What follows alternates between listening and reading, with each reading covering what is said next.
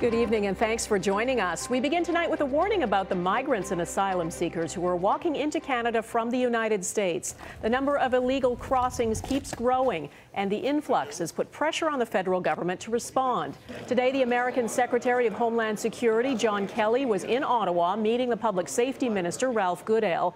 How many of the people are bona fide refugees and whether any pose a security risk are big unanswered questions. Goodale said today everyone who crosses is identified and cross-checked on international databases, and if red flags are raised, they are not allowed to stay.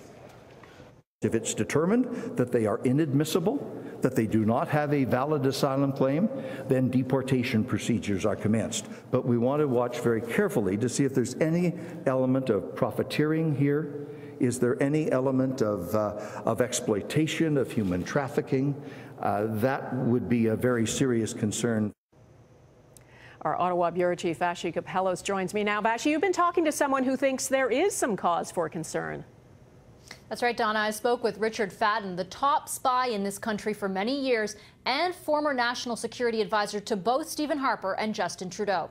Fadden thinks the numbers will tell this story. He says if the number of asylum seekers walking across the border continues to increase, there is a security risk to Canadians. And I think if the numbers go up significantly, yes, we have to control our borders. It doesn't mean we don't take people in. It means we have to control them. I don't have any problem with RCMP officers hugging young kids who are being brought across the border into frigid Manitoba. On the other hand, the question is, what happens to the parents? What would really worry me is if they were able to walk into this country and we lost all sense of where they were.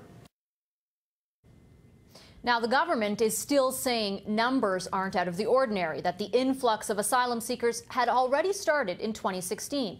But statistics Global News obtained paint a different picture.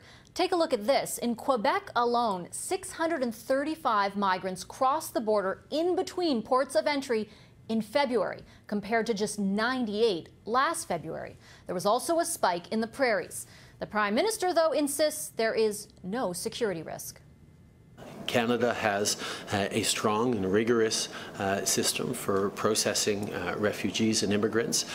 We do not compromise on security. We ensure that we know everything there is to know about people arriving to our shores.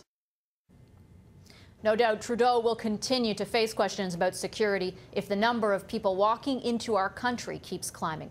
You can catch our full interview with Richard Fadden this Sunday on the West Block. Donna.